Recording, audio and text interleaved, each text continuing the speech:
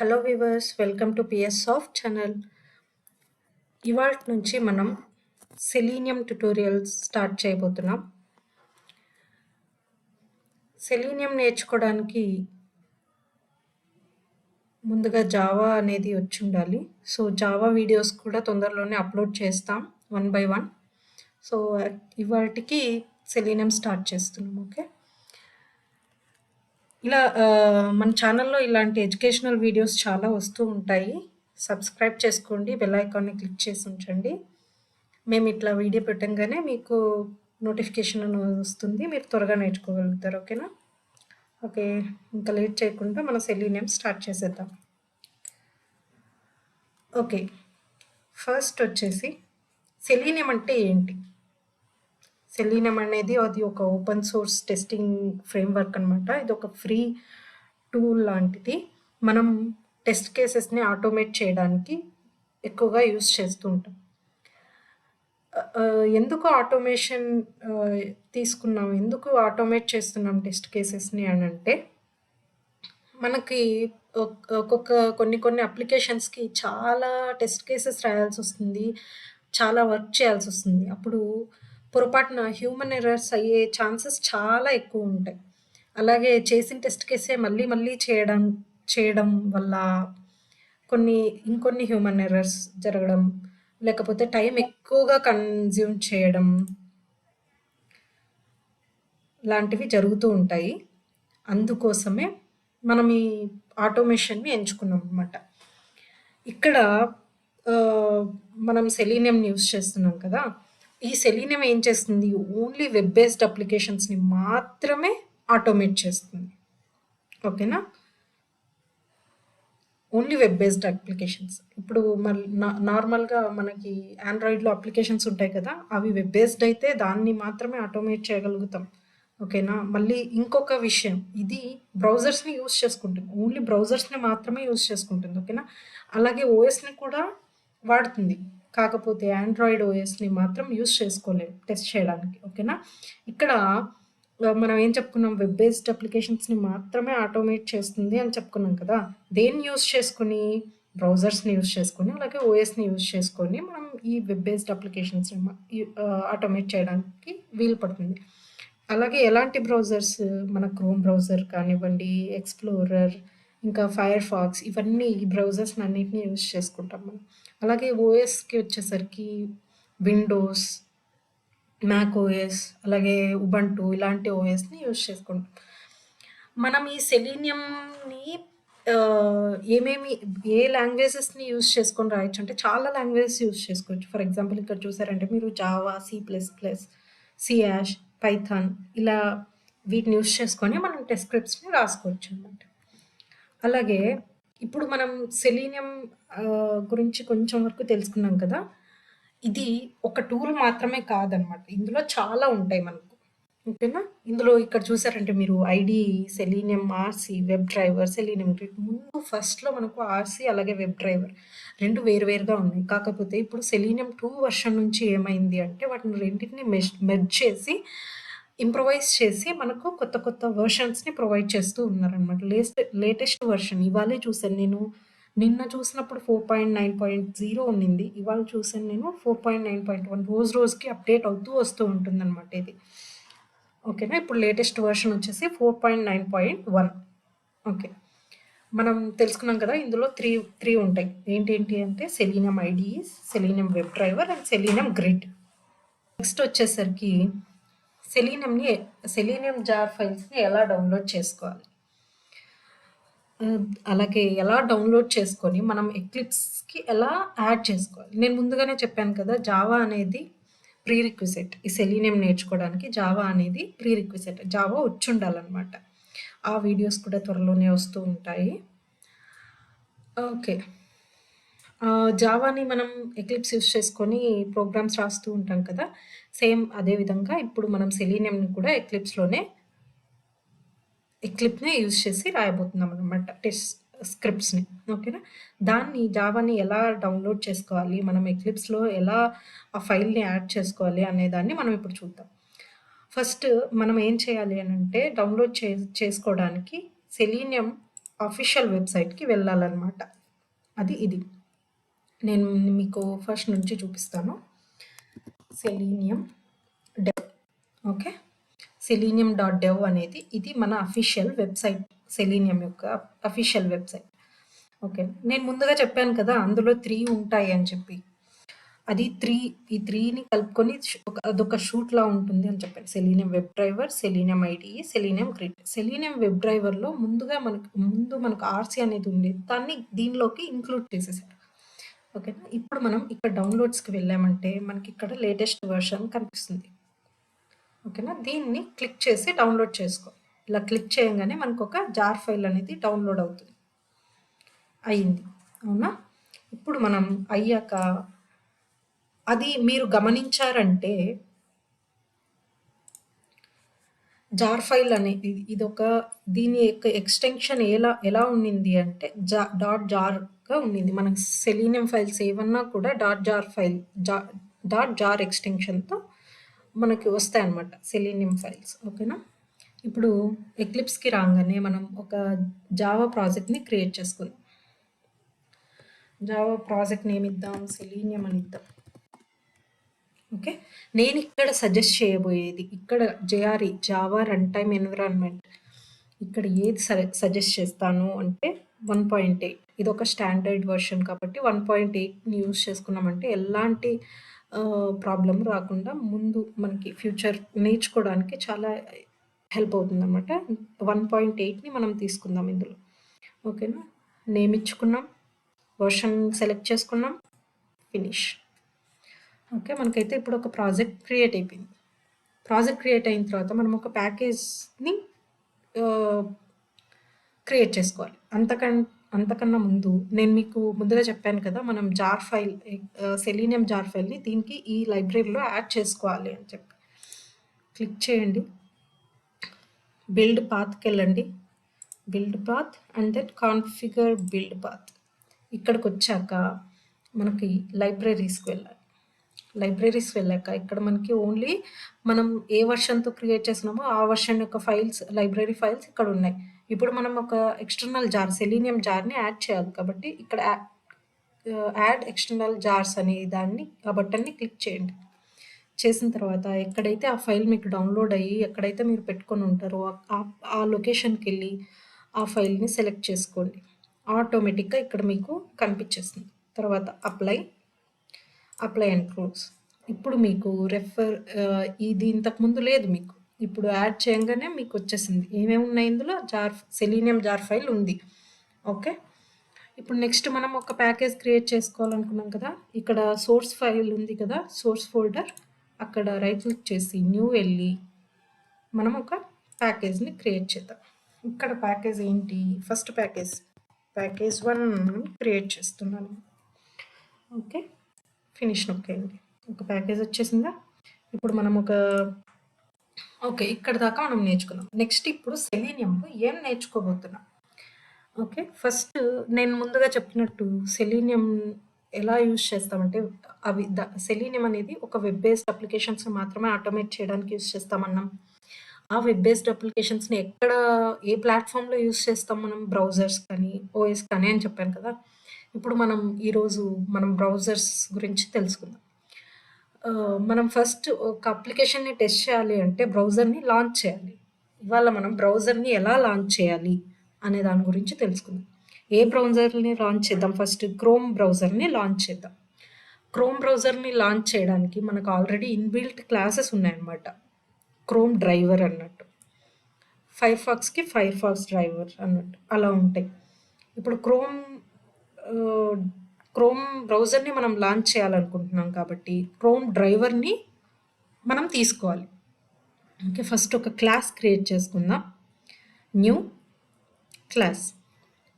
ఇక్కడ మనం లాంచ్ అనే ఒక క్లాస్‌ని తీసుకుంటున్నాం.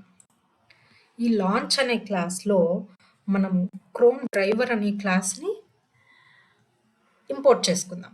దేని ద్వారా అంటే ఒక ఆబ్జెక్ట్ క్రియేట్ చేద్దాం. క్రోమ్ డ్రైవర్‌కి ఒక ఆబ్జెక్ట్‌ని క్రియేట్ చేసి ఆ క్రోమ్ డ్రైవర్ అనే క్లాస్‌లో ఏ మెథడ్స్ అయితే ఉన్నాయో అవి మనం ఇక్కడ యూజ్ చేసుకోవడానికి వీలు పడుతుంది. ఓకేనా? మనము క్రోమ్ బ్రౌజర్‌ని లాంచ్ చేయాలి అన్నప్పుడు క్రోమ్ డ్రైవర్ అనే క్లాస్‌ని ఇక్కడ ఇంపోర్ట్ చేసుకుందాం. ఇప్పుడు క్రోమ్ డ్రైవర్ అనే క్లాస్‌ని ఇంపోర్ట్ చేయడానికి మనకి క్రోమ్ డ్రైవర్ ఇది క్లాస్. నేనిప్పుడు డ్రైవర్ అనే ఆబ్జెక్ట్‌ని క్రియేట్ చేస్తున్నాను. ఇక్కడ మీరు కర్సర్‌ని పెట్టగానే ఇక్కడ ఇంపోర్ట్ క్రోమ్ డ్రైవర్ అనేది కనిపిస్తుందా?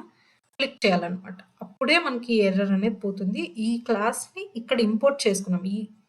ఈ సెలీనియం క్రోమ్ డ్రైవర్ అనే క్లాస్‌ని ఓకే. మనం ఇక్కడ దీని మీద పెట్టంగానే మనకు ఇంపోర్ట్ అనేది కనిపించింది కాబట్టి మనం సెలీనియం క్రోమ్ డ్రైవర్ అనే దాన్ని ఇంపోర్ట్ చేసుకున్నాం. ఇంపోర్ట్ చేసుకున్న తర్వాత ఇక్కడ మనం ఆబ్జెక్ట్‌ని క్రియేట్ చేస్తున్నాం కదా! ఈ క్లాస్ యొక్క ఆబ్జెక్ట్ ఇలా. జావా వచ్చిన వాళ్ళకైతే బాగా అర్థమవుతుంది. సో, ప్రీరిక్విజిట్ అనేది జావా అనమాట దీనికి. ఆబ్జెక్ట్‌ని క్రియేట్ చేసుకున్నాం. అయిపోయింది. ఇప్పుడు ఒకసారి దీన్ని సేవ్ చేసుకొని ఒకసారి రన్ చేసి చూద్దాం ఏమవుతుందో. బ్రౌజర్ లాంచ్ అయిపోయింది క్రోమ్‌ది. చూసారా ఇక్కడ క్రోమ్ అవునా? కాకపోతే ఇది ఉట్టిది. ఏం లేదు ఇందులో. కదా! మనం దీంట్లో ఇంకా ఏం చేద్దాం? ఒక యూఆర్ఎల్‌ని పెడదాం. దేన్ని యూజ్ చేసుకొని అంటే ఈ డ్రైవర్‌ని, ఈ ఆబ్జెక్ట్‌ని యూజ్ చేసుకొని మనం ఏ యూఆర్ఎల్‌ని రాద్దాం అందులో అంటే గూగుల్ ఓపెన్ చేద్దాం. google.com ఓకేనా? google.com ఓపెన్ చేయాలి అంటే మనకు గెట్ అనే మెథడ్ యూజ్ అవుతుందన్నమాట. డ్రైవర్ డాట్ చూడండి ఇక్కడ నేను ఆబ్జెక్ట్ డాట్ పెట్టంగానే దాంట్లో ఉన్న ఈ క్రోమ్ డ్రైవర్‌లో ఉన్న మెథడ్స్ అన్నీ మనకి ఇక్కడ వచ్చేస్తాయి. ఇందులో మనకు కావాల్సింది ఇప్పుడు గెట్ మెథడ్. ఓకే. గెట్ చూసారా ఇక్కడ స్ట్రింగ్ యూఆర్ఎల్ అంటే మన ఇన్పుట్ వచ్చేసి string format, string type. Okay. ఇక్కడ మనం స్ట్రింగ్‌లో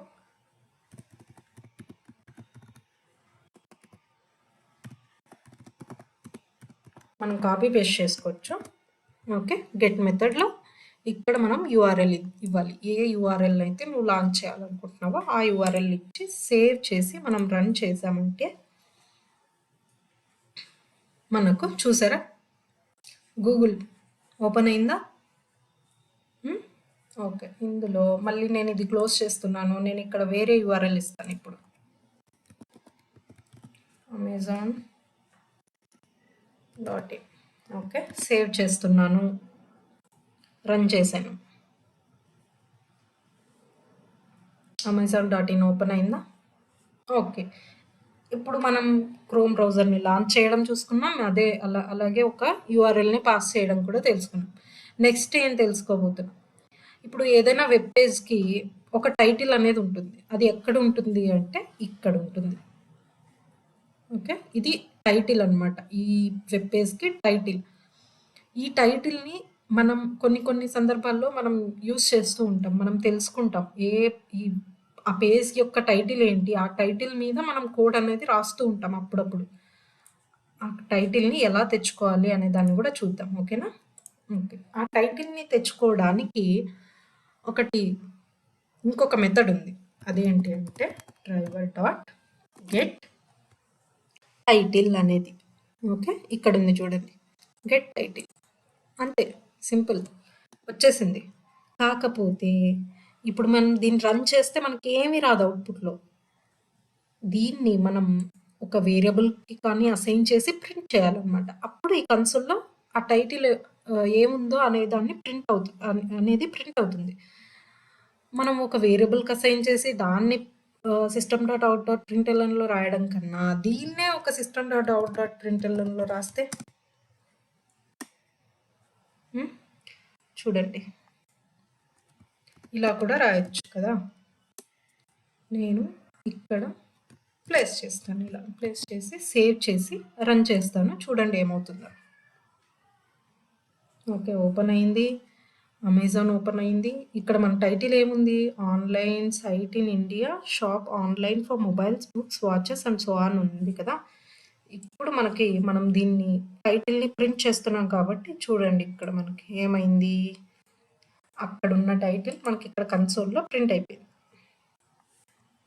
అవునా? చూడండి. Online shopping site in India.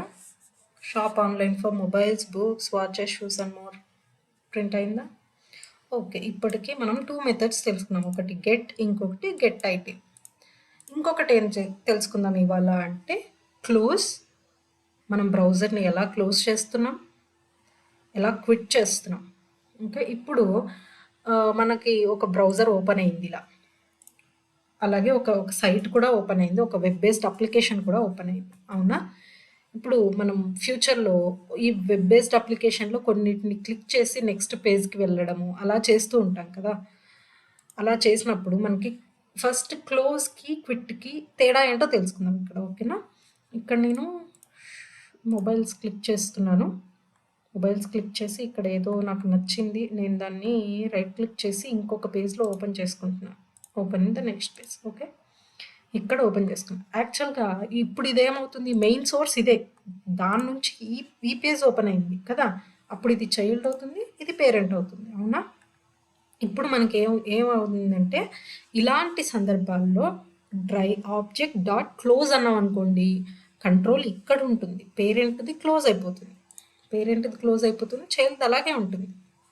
అర్థమైందా? ఇప్పుడు కన్ ఈ మనకు 2, 3 ట్యాబ్స్ ఉన్నప్పుడు ఒకే సోర్స్ నుంచి 2, 3 ట్యాబ్స్ ఓపెన్ అయినప్పుడు మనం గెట్ డాట్ క్లోజ్ అన్నామనుకోండి కంట్రోల్ ఏ దానికైతే ఏ ట్యాబ్‌కైతే ఉంటుందో ఆ ట్యాబ్ క్లోజ్ అయిపోతుంది. అదే క్విట్ అన్నామనుకోండి మొత్తం బ్రౌజరే క్లోజ్ అయిపోతుందనమాట. ఇప్పుడు మనం చూద్దాం. Driver dot close. Driver dot పెట్టంగానే నేను చూస్తా నాకు వస్తుందో లేదో. ఆ మెథడ్ వచ్చేసింది. ఇక్కడ క్లోజ్ అని ఉంది కదా! క్లిక్ చేసి నేను క్లోజ్ చేసేస్తాను అనమాట. సేవ్ చేస్తాను. రన్ చేస్తాను. ఆటోమేటిక్‌గా చాలా క్విక్‌గా వితిన్ సెకండ్స్‌లో క్లోజ్ అయిపోతుంది. చూడండి మీరే. అయిపోయింది. అలాగే మనం ఇక్కడ ప్రింట్ చేస్తున్నాం కదా! ప్రింటింగ్ అన్నా ఉందా లేదా చూద్దాం. ఉందిగా? ఇక్కడ ఉంది చూడండి. తర్వాత క్లోజ్ అయిపోయింది ఇది. చాలా ఫాస్ట్‌గా. దాన్ని అంత ఫాస్ట్‌గా ఇమ్మీడియేట్‌గా అవ్వకుండా ఉండడానికి మనం థ్రెడ్స్ యూజ్ చేస్తాము. అది మీరు జావాలో నేర్చుకుంటారు. అది ఒకటి చూపిస్తాను ఇక్కడ మీకు.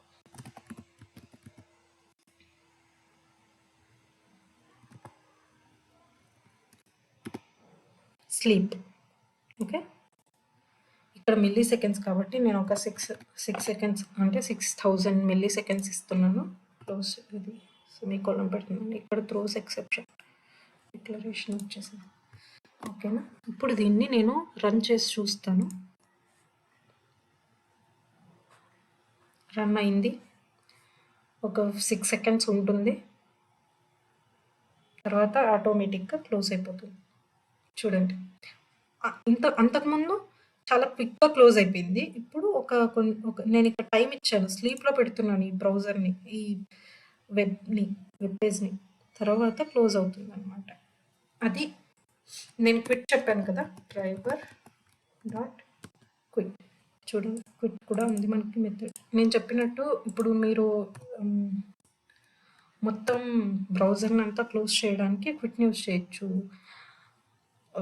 ఎప్పుడు అంటే మనకి చాలా ట్యాబ్స్ ఉన్నాయి.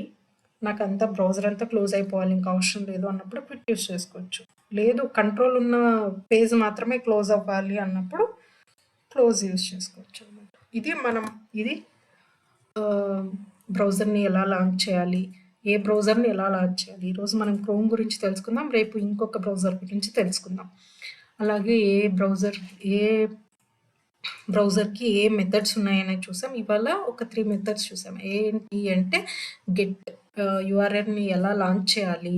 ఎలా అందులో టైప్ చేయాలి? దాని యొక్క టైటిల్ దాన్ని ఎలా క్లోజ్ చేయాలి? ఏ కేసెస్‌లో ఎలా క్లోజ్ చేయాలి? అలాగే దాన్ని ఎలా హోల్డ్ చేసుకోవాలి అనే దాన్ని మనం ఇవాళ చూసాం. రేపు ఇంకొక బ్రౌజర్ గురించి, అలాగే దీనిలో ఇంకా కొన్ని మెథడ్స్ గురించి తెలుసుకుందాం. ఓకేనా? ఇవాల్టికింతే. రేపటి వీడియో కోసం సబ్స్క్రైబ్ చేసుకోండి. మీకు ఈ వీడియో నచ్చితే లైక్ చేయండి, సబ్స్క్రైబ్ చేయండి, అలాగే కమెంట్ చేయండి. ఏమైనా డౌట్స్ ఉంటే కమెంట్ చేయండి. నేను రిప్లై ఇస్తా. Thank you for watching.